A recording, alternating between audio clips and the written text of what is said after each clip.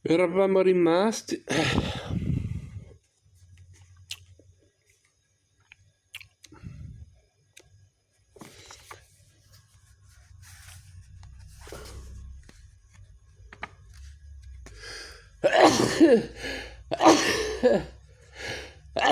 scusate.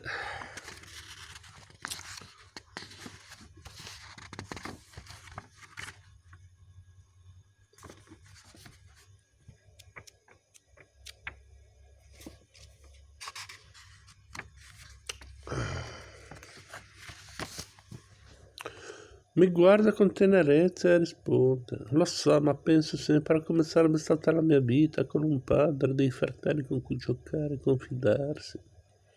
Ne avrei avuti tanti e mia madre non sarebbe stata così. Certe volte ci penso talmente tanto e senza farmene una ragione che alla fine non ce la faccio più, crolla sfinita. Non riesco ad avere pace, sono sola e con troppa rabbia per quello che mi hanno tolto. E per quello che avrei potuto avere ma non c'è stato. Capitolo 4. La 500 blu.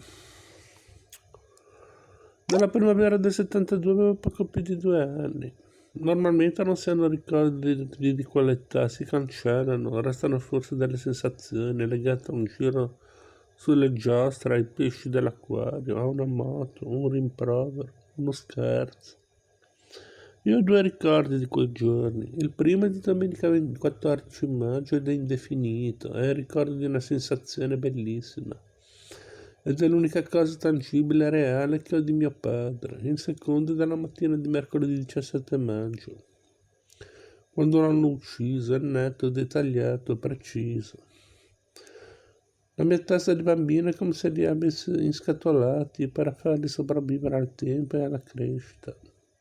Ha scavato uno spazio particolare per conservarli intatti. Per molto tempo li ho tenuti solo per me, li tiravo fuori con grande cura, per non rovinarli al buio la notte prima di dormire.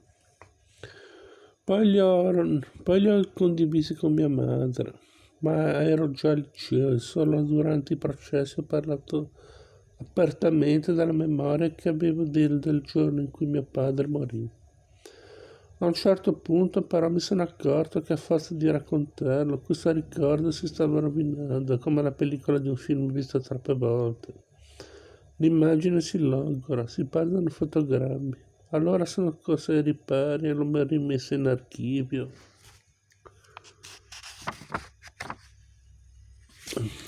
Per cercare di salvarlo, ma forse era troppo tardi, oggi me ne ha perso.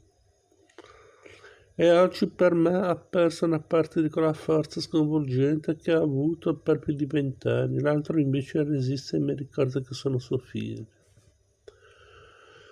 Spararono a mio padre alle 9:15 mentre apriva la portiera della 500 blu di mia madre. Era appena uscito di casa dopo vari tentennamenti che lo avevano portato a rientrare per ben 2 volte, la prima per sistemarsi il ciuffo, la seconda per cambiarsi la cravatta. Era uscito con una cravatta rosa, se la sfilò per metterne una bianca e a mamma che lo guardava scuotendo la testa e prendendolo in giro rispose: preferisco questa perché ha il colore della purezza. Lei richiuse la porta senza dare peso a quelle parole. Stava aspettando una donna che doveva arrivare da un momento all'altro. Non l'aveva mai vista, ma da quel giorno sarebbe dovuta venire 2 volte alla settimana per aiutarla in casa. Il lavoro era troppo con 2 bambini e un terzo in arrivo. Si presentò in ritardo, trafelato. Signora, mi scusi, ma giù in strada c'è il finimondo. Hanno sparato a un commissario. Mia madre nel libro ha scritto nel 90, ha ricordato così quel momento. Stavamo entrando in cucina, Paolo era nel box ancora in pigiama, Mario girava attorno con i giocattoli, mi sedetti, ero impallidita. Sentii il feto di 3 metri fare un balzo dalla pancia allo stomaco. La donna corse a prendere un bicchiere d'acqua. Signora, si sente male, che le succede? Il commissario ha detto, hanno sparato a un commissario, ma mio marito è un commissario. Ebbene, quella donna mai vista prima e che mai più avrei visto. Una donna semplice, dimessa, sulla quarantina. Quella donna intuì subito la verità e fu bravissima. Ma signora, che cosa ha capito? Io sono sceso dal tram in piazzale Baracca. C'era un appostamento. Pedinavano dei ricercati e c'è stata una sparatoria. Hanno bloccato il traffico e ho dovuto fare a piedi corso Vercelli, per questo sono così in ritardo. Io dissi, ora telefono in questura a mio marito.